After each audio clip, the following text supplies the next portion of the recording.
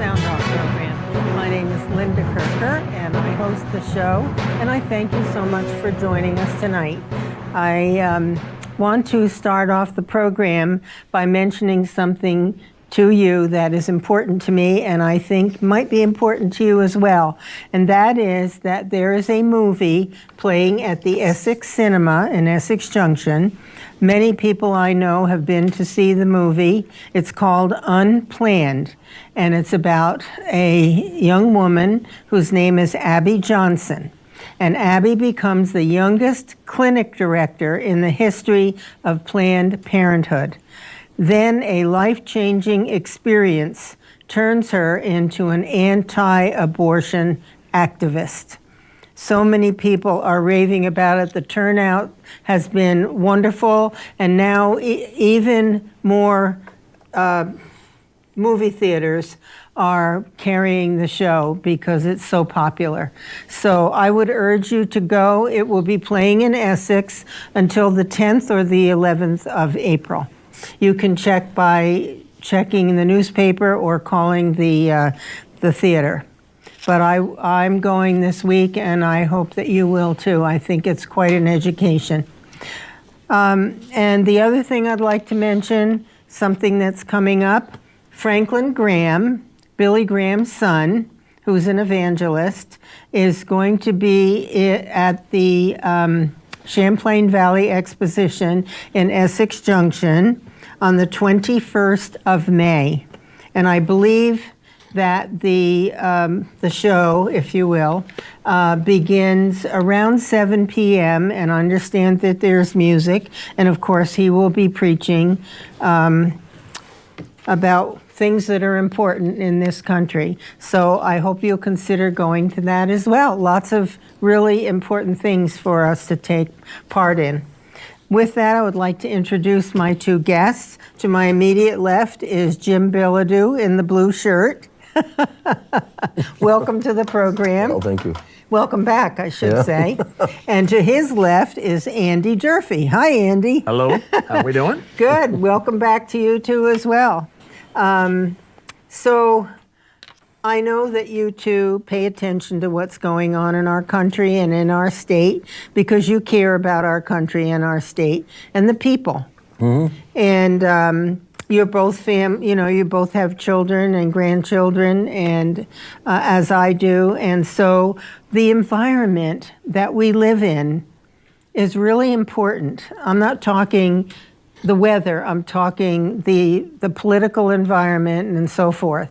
So we'll be talking about some of those things tonight.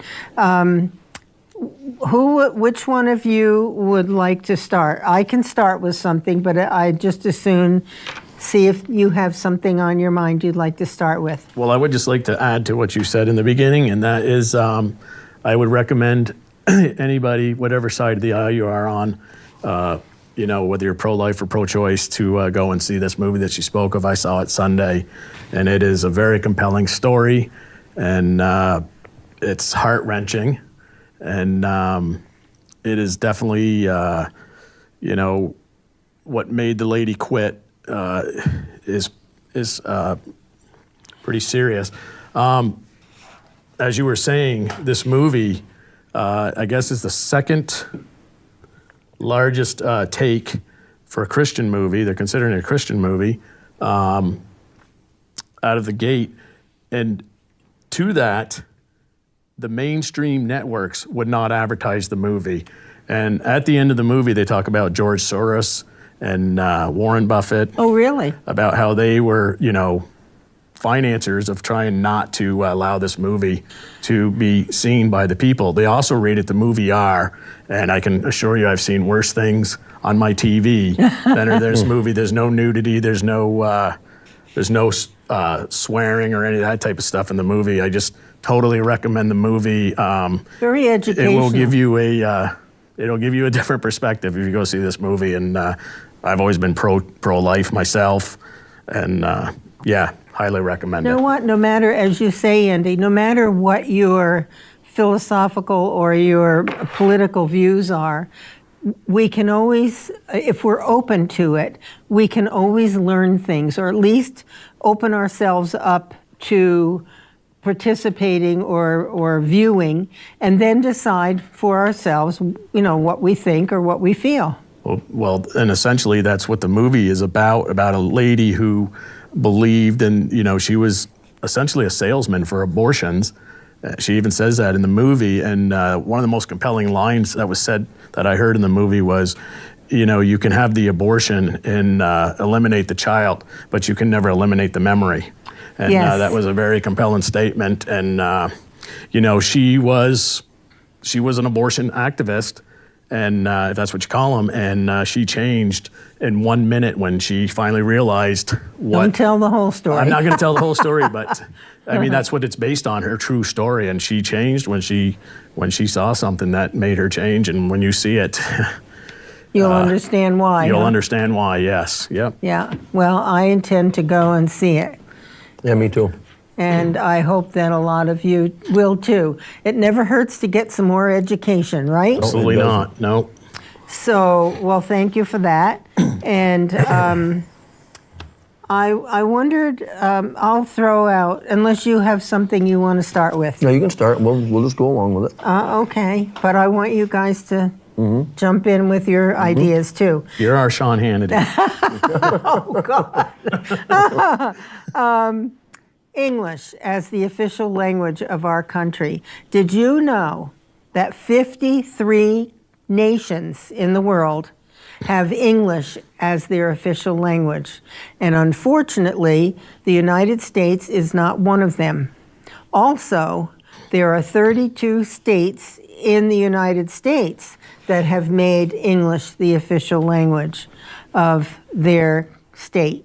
So I spoke with a legislator the other day and asked if there could be, maybe someone would submit a bill that would make English the official language of Vermont. And this person agreed to do that. It would be cheaper for us, a lot cheaper. Well, that's one of the problems when the federal government prints all kinds of things, ballots and all kinds of paperwork in 30 different languages. What do you think that costs us?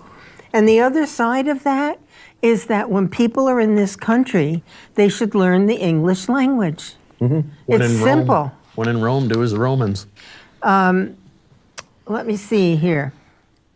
This is a statement by President Theodore Roosevelt. Let us say to the immigrant, not that we hope he will learn English, but that he has got to learn it, or he should not stay here. That's former president saying that. And then former Governor Richard Lamb, a Democrat of Colorado, said, no nation can survive the conflict of two competing languages and cultures. And the more people that we have coming into this country who are not excited to become American citizens, we're going to have multiculturalism. And those who are supporting having many illegals coming into the country, it's one thing if you come legally, but if like at the border now, and maybe we'll talk about that, what's happening at the border, it's really a serious crisis for this country. It's bigger than what people think. Well, I thought It's we huge. had to take a test to become a citizen. Well, yeah, you have to learn the Constitution. You got to learn the 10 Commandments. You got to learn everything about this country, what this country's founded on. But when you walk across the border, they don't have a clue. I believe it was as of 1907 that it's in the law when you become a citizen that you must learn English. 1907. I believe that. And that, if a person comes into this country and they come legally and they're respecting the people of the United States and they're respecting our laws, I'm sure we welcome them.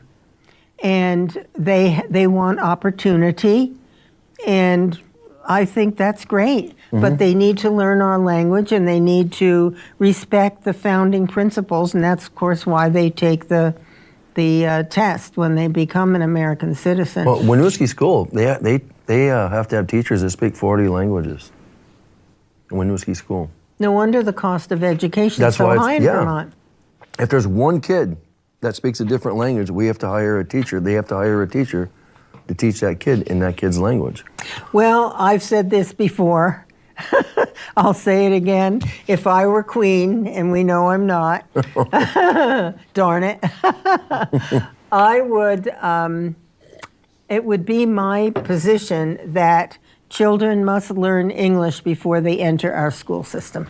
Definitely. There are groups that recruit and sponsor people to come into this country, and I think they should be responsible for making sure that not the taxpayers, not the people who pay for the schools, but the sponsors should be responsible for making sure that they learn English.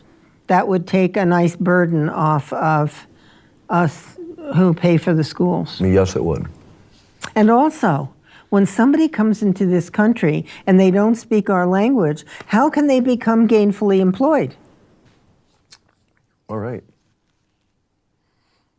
Well, we seem to cater to that too a little bit, that, with the different languages and stuff like that. But I do believe that if you're going to be an American citizen, I mean, I'm not opposed to people, practicing their cultures and stuff like that. But I am, if you're going to become an American citizen, and again, when in Rome, do as the Romans. And, we have one of the greatest nations. We have the greatest nation in the world, and that's why these people are trying to come in here.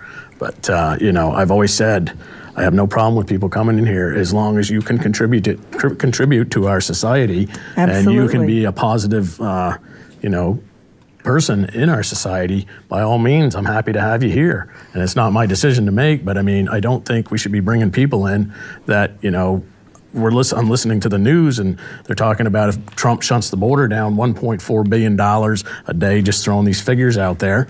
And it's like, how much is it costing us to have all these extra border agents down there and these people coming across? And what is that costing?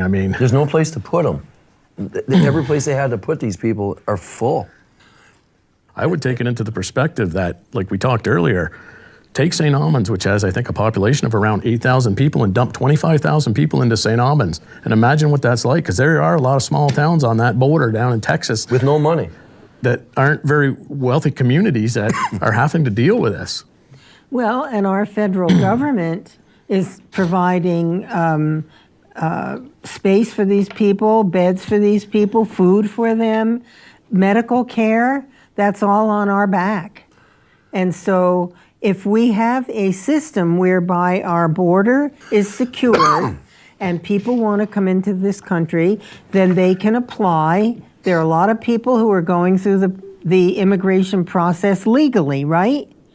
And they're waiting for a number of years to be given a legal immigration status. It's a slap in the face to them, people that come here the right way, when somebody can walk across the border and be made a citizen. What a slap in the face is the people that spent years to become a citizen. Well, it's a huge slap in the face. Yeah. Trump offered in the State of the Union to Congress that he would increase the number of lawyers or judges to get these processes sped up and get these people into this country faster. And Congress turned it down because they didn't want to give them the wall. Now you're seeing even the former DHS agent for Obama is on the news saying we have got a crisis, and they were CNN, MSNBC, your local news station.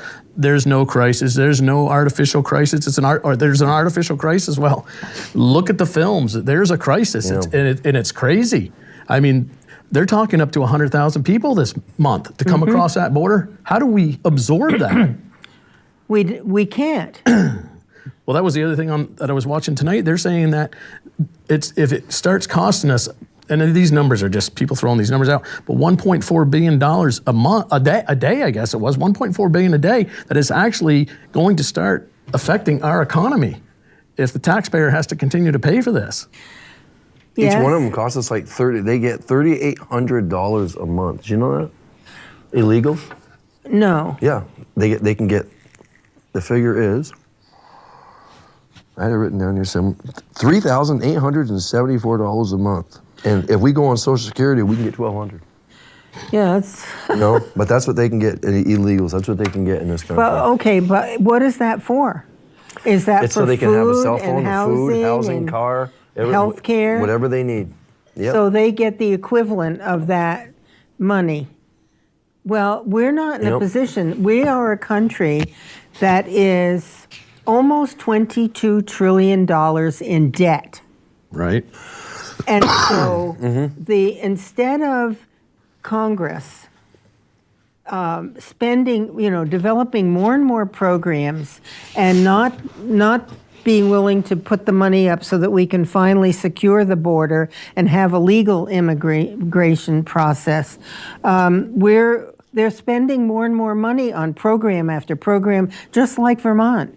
Well, why don't they have a situation? I mean, I don't know what the answer is, but why isn't there a situation if we got these people coming across and there's corporations who need labor to come in, why isn't this part of the system where, you have to go, you have to show up for work, you have to be there, you have to be a productive citizen, and if you decide that that's not for you and you don't want to do it, well, it's a one-way ticket back across that border again. Well, it takes 3 to 5 months to deport someone, and Trump's trying to change that to 10 days. Well, one of the things I saw on the news, he wants to have them come, because once you step foot on American soil, you can apply for asylum, I guess they call it, right? And he wants to send the asylum seekers back to Mexico immediately and then make them wait there, because what's happening is they just released a bunch of them last week because they had no place to keep them. They get released into society. They never come back for their court hearing. that's right. Right. And That's what Obama was doing. He was catch and release. He'd catch them and just release them. He released, and they never would come show up for their court dates. That's what Obama did. Obama released thousands of criminals who were jailed. Yeah. He released them from jail onto our streets. But these people who are wanting to come in now, there are many problems with that scenario. But one other problem is we have no idea whether they're a criminal, whether they're a drug pusher, whether they are an abuser of women and children. We don't know if they probably don't speak English. I don't know. But what skills do they have? You say, okay, there are a lot of businesses that need employees, but they'll probably need to speak English, and they'll need to have skills and a work ethic. Well, I own one of them. But we can't find help, We can't find help. A lot of businesses. But we are going to be using legal immigrants this summer. I have, we're going to be using several legal immigrants. And they work really hard. Good. The only thing they complain about, if you're not giving them enough work. And these guys will work 7 days a week, sunrise to sunset. Wow. That's how they want to work. Well, that's great. That's great. Yeah. But these guys that I'm using, they're legals. They're here on work visas, and they're good. They're hard-working guys. The thing that I don't understand is good. why is this a partisan issue? Why aren't we working together at this? We all know this is a problem. It's all politics, and it's like, how much can I do to make the other one look bad? And it's like, this shouldn't be a discussion. This shouldn't be an argument. This should just be, we got a problem. We got to deal with this. Let's come up with a solution. And it's all about, everybody knows it. It's all about look at the stuff that has been accomplished. Just another thing I was watching on the news tonight, all these Democratic candidates, not a one of them talks about the economy, because they can't, because Trump has made the economy better than it's ever been in my lifetime. Right. The unemployment rate is at a low. They can't talk about that. So they talk about the college electoral. They talk about changing the Supreme Court. Now, I would say to anybody who wants to change the college electoral college, think about that for a minute. Do you want San Francisco or San Diego and New York City making all the decisions for the country? Because that's what would happen. Well, they would be electing the president. They would be electing the president every single time. And I got to tell you, we would be in socialism. Nothing against them, but I don't want them being my sole voice for the whole country. Well, let's for those who may not know, maybe most people do, but let's explain how the Electoral College works and why.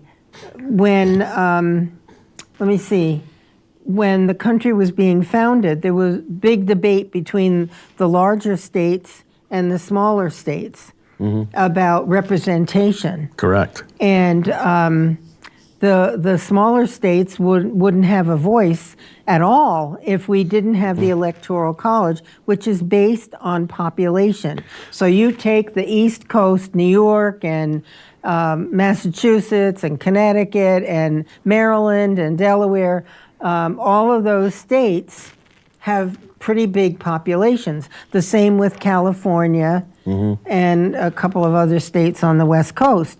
And then there's Vermont. You know how many electoral votes we get based on our three. Three, okay, because of our Congress. We get 3. And then there are states that have something like 30 electoral votes. Right. Okay, so we have a small voice based on our population. Well, I got to tell you, I wish we had a college electoral right here in the state of Vermont, because a few years ago, not even a few years ago, a couple elections ago, when Milne ran against Shulman, he beat Shulman. He beat him in every county except, I believe, for Chittenden County. Yeah. Shulman. And then we had that vote where they had a private vote because the people didn't want to represent their constituents and they didn't want to know how they voted, if you remember right. And then they voted, Shulman in, and Milne, who really won the election, had the election taken away from him. So in that sense, if you can understand that, the Electoral College, by that, we should have, because all these small communities would have elected Milne, and because Chittenden County had the population, they got to elect Shulman. And that's what happened right here in the state of Vermont. And that's what happened in this country if they did away with the college electoral. New York City. If they did away with it, Diego, we would be in a civil war. Oh yes. Well, look at what's happening. The ultra liberals, the socialists, whatever you want to call them, are what they're proposing. Take away the Electoral College. All right. Increase the Supreme Court justices from 9 to 15. Why? This is tradition, what we have, and it works just fine. Works great, fine. You know what I would like to hear? They're talking about changing the Supreme Court from 9 to 15, which I'm against. Me but too. However, when Trump gets reelected in 2020, and then he'll have he'll have those 5 picks, right? And he's probably get another one. So he'll probably have like 7 picks. Will they still be for that? Because he's probably getting reelected. I hope so. Yeah, Well, they wouldn't like that very well, would they? because he has a lot more work to do for this country. He's there trying. are things that have been put aside for way too long, and not just under the Obama administration, under some previous Republican presidents as well. They haven't done the job that Trump is doing. Well, they don't want him to fix this.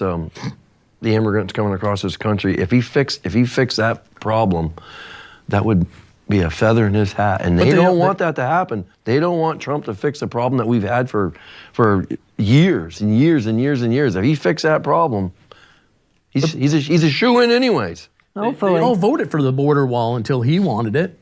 The Democrats all voted for it. I know. Every one of them. I know. They all got a wall around their house. They offered, what, $9 billion toward the wall previously, but Yes. now they don't want to fund Imagine it? what the guy would get done if they let him do his job without hassling him constantly. Why? And you posed a great question. We all live here in this nation, and there are certain things that are to the benefit of the people of this country. Why wouldn't we all agree on those? What's the ulterior motive to go in a different direction? Okay, is it globalism? Is it environmentalism? Is it, what is it? Well, me and you had a discussion the other night, and you disagreed with me, and I listened to your points. I can do that.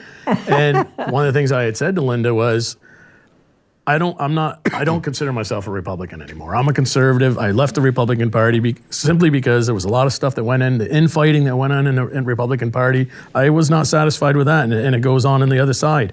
But I had said to Linda, I'm kind of leaning towards being for no parties, and you explained why. She had her reasoning. But I think there's people out there that can agree, but they can't agree because if they don't go along with their party affiliate, they are punished for it. So they have to agree with their party just to get to that, so that things, it's all about power. It's not about the people. And Well, that's because we're not electing the right people in many cases, all right? I don't feel that our congressional delegation out from Vermont to Washington, D.C. represents me at all. not a bit. Not a bit. Okay. You see what Bernie's pushing for now? I can't wait to hear. Term limits for Supreme Court justices. Well, it's But he not just says, but him. not for congressmen. and he come right out and said that, not for congressmen. Of course not. Well, They're never going to pass term limits, and and they that's won't pass it. the one We thing- should vote on it. We should be able to vote on Absolutely. That's what they don't like about Trump. Mm-hmm. He went down there and he's an outsider, and he exposed a lot of stuff, and they didn't like it. And it's like it's been long overdue that a lot of this stuff should have been exposed. So you had your valid points on that, but I'm just starting to feel a little bit more like that the two-party system no longer works. That is because, in my view, the people who are representing, that. Term us. limits would fix that. who are supposed to be representing us, are not standing up for the principles, let's say, of the Republican Party. I brought I just happened to grab, actually, as I was putting papers together, a list of the aspects of the points of the Republican platform. Well, the reason You would agree with it.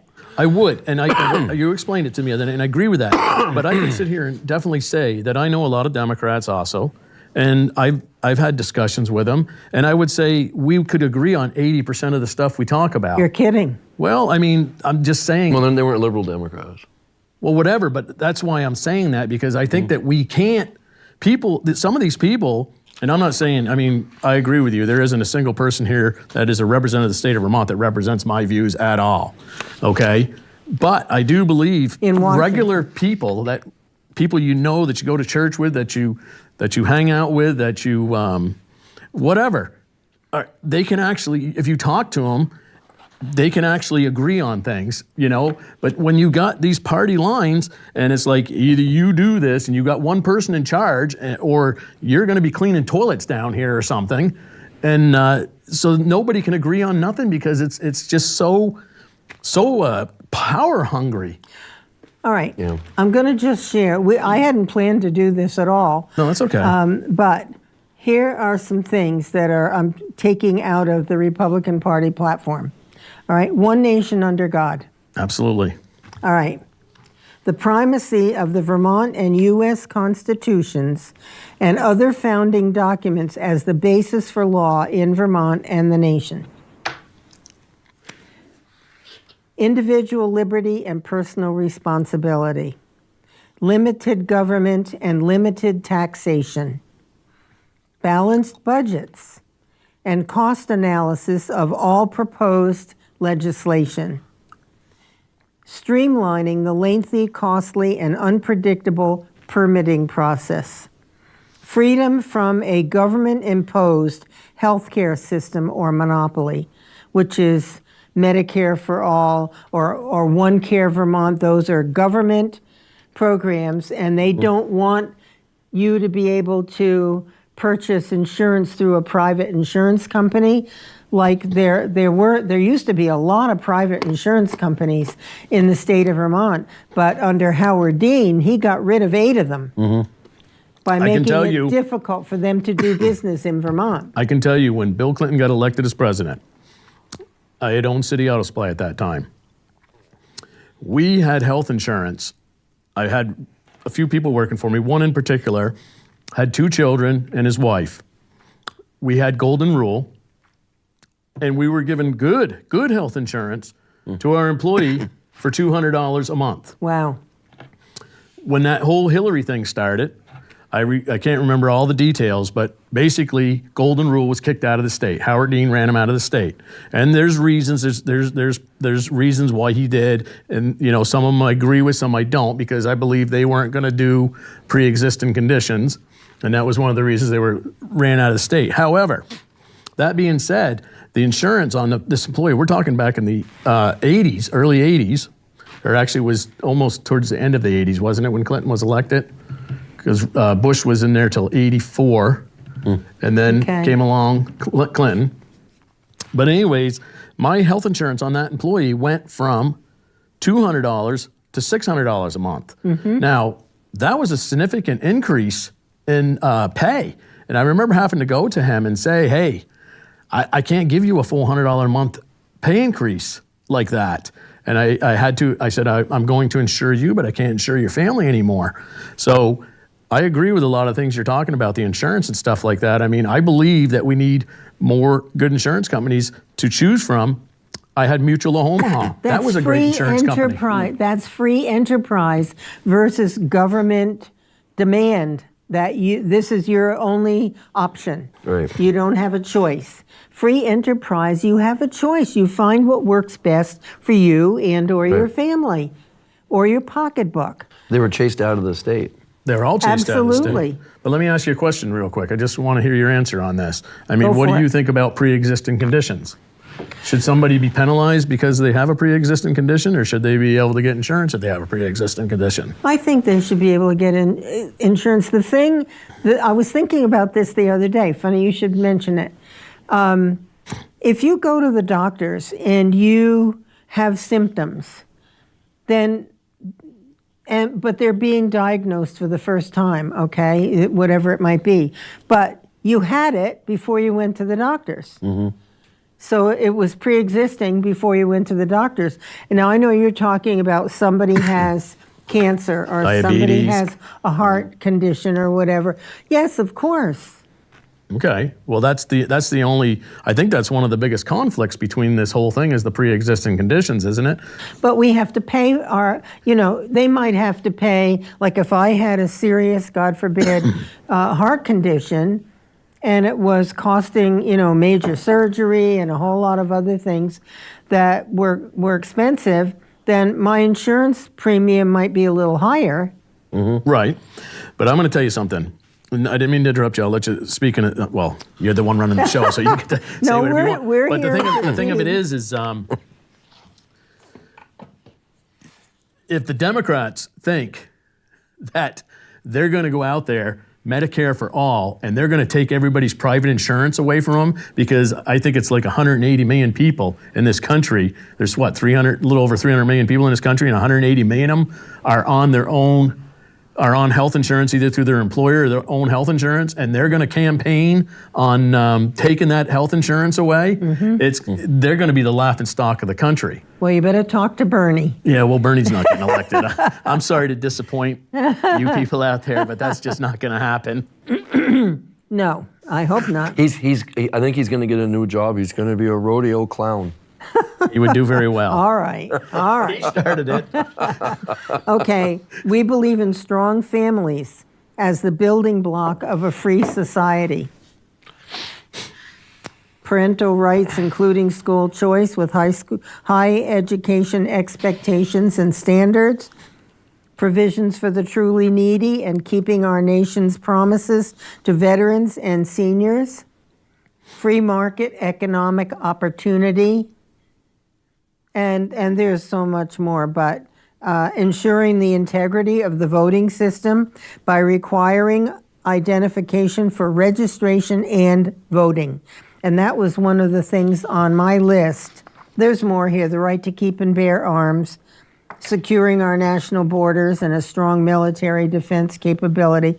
There's a lot of good stuff. Now, who wouldn't agree with those things? Well, there's a lot of things that I don't understand people who wouldn't agree with. I mean, and most of the stuff that you just read is common sense. Exactly. I mean, this whole border thing is common sense. Exactly. And it's like, I don't understand it. And I guess that's where I'm getting at. I think there's people on both sides that would agree with what we're saying. It's just not necessarily people that we know every day, but a lot of our people that represent us can't do that for the fact that if they go against Nancy Pelosi or Chuck Schumer, they're punished for it. I mean, Well, and some of them have a socialist, like Bernie Sanders is a democratic socialist. He self-identifies as that. Why doesn't he move to Venezuela? There's a rancher out west that invited Nancy Pelosi to their ranch that would pay her way, give her a place to stay to show her the problem that they're having, and she refuses to go. No. What do they call them? Angel moms that went to her office and she wouldn't let them in? She's in denial. You know, I mean... They have a motive. Oh, absolutely. Yeah, they do. There are people saying, I've heard this said, they want all these foreigners to come in For votes. and get them to vote. For votes. Yep. I mean, it's just like the whole 16 and 17-year-old thing. I mean, come on. yeah. You're telling me you're mature enough at 16 or 17 years old? First of all, you know how I feel about this. First of all, you're not mature enough to vote at 16 or 17 years old. I don't care what you say. And secondly, you probably haven't paid any taxes yet. Maybe a few because you had a job at the local grocery store or something like that. But why would somebody But you know what who's they're going to paid vote for? They're going to taxes- vote for Bernie Sanders because they're going to get free college. They're going to get free this and free this and free. And But who's gonna what pay they don't for- understand, we are. The working people are. Well, you know what pay. I think's going to happen? You know, somebody brought this point up to me a week or so ago. And I think what's going to happen with college, what you're going to see, because college is getting so expensive, you're going to start seeing more and more people doing college online. Because one teacher can teach thousands of people. And I think you're going to see more and more of that. And then you're going to start seeing the colleges, the institutions, start not wanting to rally against that because it's going to cost them, positions as professors and stuff like that in the colleges because they're not going to need them because one person's going to be able to teach thousands of people. Well, that's an interesting point. Another problem is that right here in Vermont even, we have 1/3, approximately 30% of our high school graduates going to college and needing remedial reading. And now there are 4 entities, I think, people from the Department of Education, maybe the Board of Education, and a couple of colleges are getting together to create an advanced mathematics curriculum because they have found that our high school graduates are going off to college and they can't do the college math, all right? But they graduated from high school. So what are we doing? How high are the expectations? I would love to go in to a classroom, maybe a 7th, I don't know what grade I would want to go, but talk with them about sentence structure, how to create a well-written letter, all right? Mm-hmm. If you want to be in business, you need to demonstrate some kind of ability to express with the written word. Right. And so I just wonder if they're even learning. They don't diagram sentences like we did when I was school. The subject, the predicate, the noun, the verb, the adjective, the adverb, the participle, all of these things. I feel badly for the young people. The more they know, the better off they're going to be. But they don't want them to know anything. Well, look what Donald Trump just did. Donald Trump made it so these colleges can't have a socialist speaker without somebody to rebut them. He just passed a bill. Did you see that? Yeah, I saw something about that. I saw that he was going to because the colleges take funding away if they wouldn't allow. If somebody wanted to go talk to the colleges about capitalism, the college wouldn't allow it. Right, and he's going to take funding away. But somebody wants to talk about socialism. Oh, no problem. They welcome them. Speak to all these kids. Teach them how great socialism is. Well, now you can't do that. You have to have a capitalist and a socialist with an argument so the kids can sit there and listen to the argument. Well, that's what we talked about the last time. Who would ever want to give up the opportunity to expand their horizons and have the capability to be able to do that if you wanted to? Can't do that but with socialism. You are going to go with a government that wants everybody to have the same thing? What incentive is there to that? And it doesn't work. The less educated our youth are, the more they'll be able to be controlled by government because they may not, God forbid, have the ability, the capacity to be a business person or, Exactly. a stellar employee who can make a good buck. I want them to have every opportunity, and we're spending enough money, more than enough money in education to make sure that these young people learn so much to be independent citizens. Right. Now, time is moving along, so I wanted to see, what do you think about, I believe there was just a vote in our legislature here in Vermont that we would have a 24-hour waiting period to purchase a gun. I don't know if it's finalized. They have it now. It's been passed? You can't go down and buy a gun, but well, maybe you can. Yes, you can. I thought you could Maybe you walk can. into a sporting goods store and buy a gun. I always have been able to. What about the Second Amendment? You have a right. You have a right. Yeah, you do. And now this is the camel's nose under the tent. This is step number one to try to control. They took out of the bill, as I understand it. If anybody knows better, call in. The number's on the screen. We welcome you. There was something about, having to keep the gun locked up in your house. Mm-hmm. Now, if somebody breaks into your home, somebody breaks into my home and they're wielding a gun or they're looking like, they could overtake me, what am I going to say? Wait a minute. I have to go to my Safe. my safe and get my gun. Just wait a minute, That's laughable, right? Right. Well, there are things you can get now, isn't there, that you can have your fingerprint go across your gun case and be able to take your weapon out immediately. You can just rub your hand. Yeah, but you have to be right near it. Well, I guess in that case you would have it next to your bed if that was the case. Well, it depends. At my house, I have a safe full of guns. Don't. But I don't have any. Safes. But my safe isn't in my bedroom. But Well, don't tell us where it is. no. But I don't have to go to my safe. A lot of people in Vermont have guns. Absolutely. We have a lot of hunters of all stripes, and it's it's part of our culture. Well, if they didn't read the sign at my front door that says "Don't worry about the dog," the owner you better worry about. Okay. Let me see what else we have here. Well, one of the things I was hoping we'd get time ahead. to was, and I'm sure everybody's aware of it because I've been watching the news and stuff.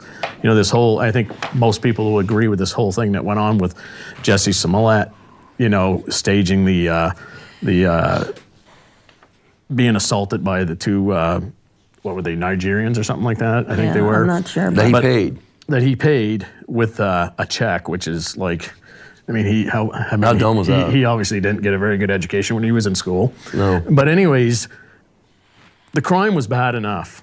And then he got a sweetheart deal. And then he had the nerve to go on TV and said, I've said I was innocent the whole time. It's like, I think if I was in that situation and I got that deal, I would have just put my head under the pillow and been grateful and just shut my mouth. But he had to go and push it and push back. And then even his attorney said that she was going to file a lawsuit against the city of Chicago. And the police are up in arms. Oh, they are. The thing that, every part of it's bad. But the thing that upset me the most about that whole situation was that he tried to make it out because he said they were wearing Make America Great Again hats, right? And he tried to make it out like everybody that voted for Donald Trump, and that's the one thing that gets me, this whole racist thing. That seems to be the word that everybody likes to throw around real quickly. That's one way to divide and right, conquer. exactly. And the thing that he went out there, and CNN and MSNBC and the other news stations were so eager to pick up that story. But he was trying to make it out like everybody that voted for Donald Trump was a racist and was out to get people like himself. And it's like, I know lots of people voted for Donald Trump, and I can tell you they're hardworking, good Americans, take care of their families. Not racist. Decent people, not racist. And for him to do that was worse than the crime. Yes. Well, there are a lot of things happening in this country that I never thought I would see. And the dissension and the poor me and the, what is it, the Me Too or whatever they call it. I don't even know what that is. But there are so many groups, and there are people like George Soros and others, providing buses and everything to get them to go and stir things up around. Isn't he a Nazi? Around the country. Well, when he was a young man, he helped Hitler's people go into the homes of the Jewish people and take all their fine belongings, their nice, artwork and all the things. And someone said to him, well, aren't you embarrassed or ashamed that you did that? He says, no, I'm proud. That's a known fact. That's out there. How old of him? I don't even know who this guy is. He's in his late 80s, I would say, somewhere around there. I wanted to mention... Yeah, he's not a great guy. He's a bad guy. Made a lot of money. He hates this country. Yeah, why does he stay here then? Good question. He's a citizen. He's a citizen of two countries. Weatherization. Have you read about that? No, I have not. There's going to be a weatherization tax to weatherize, in Vermont, low-income homes. Unbelievable. Now, I'm leaving. I'm not staying here. I know. One more tax after another. Yeah. Now they have they want to have the Vermont fuel tax, which would double. All right? I can't pay the taxes we have now. It's hard to in pay order now. to pay for the weatherization of low-income homes. I believe it's home heating fuel tax. What I think they're trying to do, our legislature, I think what they're trying to do, and they're getting there too, is they're trying to make our homes so unaffordable because so many people have already decided to up and leave because they can go to other places and live much cheaper. New York did the same thing. Where they don't have state tax. And actually, Como was just on the news talking about that they needed to reverse that trend because they were losing so many people. But 450,000 last year. They're almost to the point where they're losing the people because I'll tell you something, people who have money, they're going to figure out a way to hang on to it. And Yep. if, Vermont's a beautiful place to live. It's a beautiful On the state. surface. But it's like this wasn't this way 30 years ago. No. And it's like, it's getting to a point where who's going to want to buy your house when you have a ranch house like myself where you have a $5,000 tax bill? Right. I mean, who's going to want to buy that? That's all yours is? Well, you get out my so house is not cheap? that big. But, even at that, yes, some people are paying a lot more than I am. They're paying, $8,000, $9,000, $10,000 for taxes. I mean, I'm one of them. that's more than a payment to go in and buy. Well, your town got ripped off, didn't it, there? And that's why your taxes are so high. Yeah. Well, then they put all that money into the school. That was stupid. Well, so, they're coming up with tax after tax after tax. And I could be wrong. And folks, if you're out there and you know better, please call up and correct me. But to the best of my recollection, now I left the legislature the end of 2004. And I'm quite sure that the state budget was 3-point-some billion at that time. Now it looks like it's going to be 6.1 billion. Well, let's bring some more immigrants in and fill our schools and that can't speak English. That's where it's going. Well, schools. that keeps the union in business. Well, that's like some of these schools. I mean, there's the population of the children is declining drastically because, parents don't want to have kids. Well, I can tell you, I own a commercial roofing business and I work on a lot of schools. And they can't afford to fix their roofs. Well, where's the money going? Teachers' salaries. If they have an issue like here in St. Albans. If they have a leak, we can't fix it until after July 1st because that's our fiscal year. We have no money. So a lot of times I'll say, well, I'll fix it and I'll bill you after July 1st. Wow. And South Burlington is like that. And Williston's worse. Williston, they have no money to fix their roofs. Well, I've said more than once that the state auditor, Doug Hoffer, needs to audit the education system and the Agency of Human Services. We have something for every child's need in our schools. There are so many people working in our schools now. When I was in school, you had one teacher, 25 children in the classroom. Exactly. Right. We had one school nurse. Well, how can you teach a class when half of them speak a different language? And if you had children that had needs, they had somebody for that dealt with a lot more Right. children. Now you have a paraeducator, 1 or 2 in every classroom. Oh, yeah. There was a special school for children who couldn't do the traditional classroom work. Right. And that worked really well in those days. Those children got their needs met, and so did the others. Right. Well, one of the things that's different today, for sure, is the broken homes. That is a huge difference in the school system, and the administration and the teachers are dealing with that.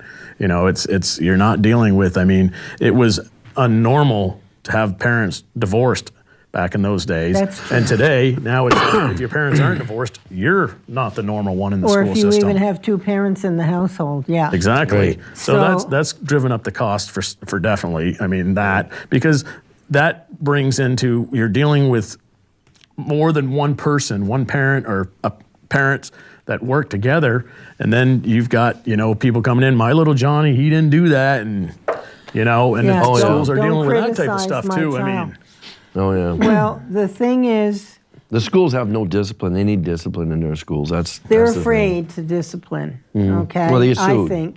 They get sued. You know? Well, there's so much that could be done. Yeah, my little angel wouldn't do anything wrong like that. Well, education is about education. It's not about nursing care. It's not about, let the parents raise the kids. Let the teachers teach the kids. exactly. And we have gone, the bright children, I think we've kind of dumbed down.